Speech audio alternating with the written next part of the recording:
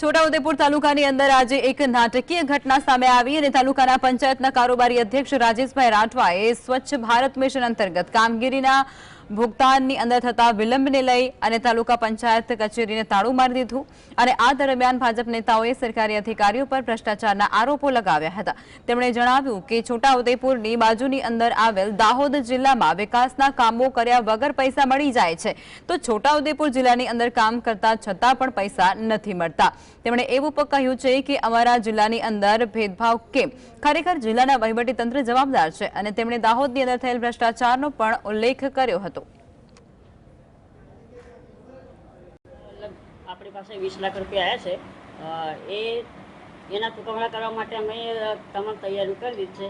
ખાલી નવી સિસ્ટમ આપણા માટે આવી છે કે ટ્રેઝરી, એમાં સિસ્ટમ નવી આવી એના લીધે થોડું ડીલે થયું છે કે આઈડી પાસવર્ડ બધાના જનરેટ કરવાના થતા હોય છે, એના લીધે થોડું ડીલે થયું છે।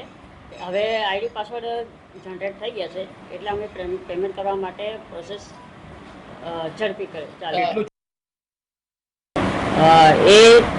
એના ચૂકવણા કરવા માટે અમે તમામ તૈયારી કરી દીધી છે। ખાલી નવી સિસ્ટમ આપણા માટે આવી છે કે ટ્રેઝરી, એમાં સિસ્ટમ નવી આવી એના લીધે થોડું ડીલે થયું છે કે આઈડી પાસવર્ડ બધાના જનરેટ કરવાના થતા હોય છે, એના લીધે થોડું ડીલે થયું છે।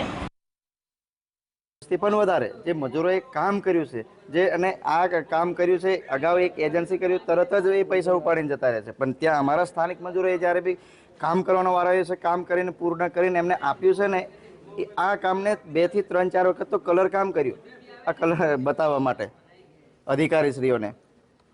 તો આ પેમેન્ટ લેતે લેતે લોકોમાં રોષ ઊભી થઈ ગયો કે આ પેમેન્ટ અમને ક્યારે મળશે। ક્યારેક અમારા જોડે ઘર્ષણ થતું હોય છે, પબ્લિક જોડે, મજૂર જોડે। થોડા સમય પહેલા છોટાઉદેપુર ને દાહોદનું વહીવટી તંત્ર અને છોટાઉદેપુરનું વહીવટી તંત્ર એમાં શું ફરક છે ભાઈ? જમીન આસમાનનો ફરક છે। દાહોદમાં માત્ર બિલ બનાવો કામ કર્યા વગર તો પૈસા મળી જાય છે, પણ અમારા છોટાઉદેપુરમાં કામ કર્યું હોવા છતાં તમે પૈસા ના ચૂકવો અને એ પૈસાના આ લોકોને બિલો બનાવવા પડે, ઝીરો ટેકિંગ કરવા પડે। છોટાઉદેપુર તાલુકા પંચાયત દ્વારા શોકપીટના નાણાંની ગ્રાન્ટ જે ગ્રામ પંચાયતોને ના ફાળવતા તાલુકા પંચાયત સદસ્ય અને કારોબારી અધ્યક્ષ છે તેઓએ તાલુકા પંચાયતમાં મોરચો માંડ્યો હતો। આપ તસવીરોમાં જોઈ રહ્યા છો, જેને લઈને પોલીસે સુરક્ષા બંદોબસ્ત ગોઠવી દીધો હતો। ચારે તરફ પોલીસ સુરક્ષા બંદોબસ્ત ગોઠવ્યો હતો, જેનાથી તે તાળાબંધીની ચીમકી હતી તેને લઈને બંદોબસ્ત ગોઠવવામાં આવ્યો હતો। પરંતુ તાલુકા પંચાયતના કારોબારી અધ્યક્ષને આશ્વાસન આપવામાં આવ્યું છે કે 10 દિવસમાં નાણાં ચૂકવી દેવામાં આવશે, જેને લઈને તંત્રએ રાહતનો શ્વાસ તો લીધો છે, પરંતુ 10 દિવસમાં નાણાં નહીં ચૂકવવામાં આવે તો આખી તાલુકા પંચાયત કચેરીને તાળાબંધી કરવાની ચીમકી પણ ઉચ્ચારી છે। રફીક ધણીવાલા, GS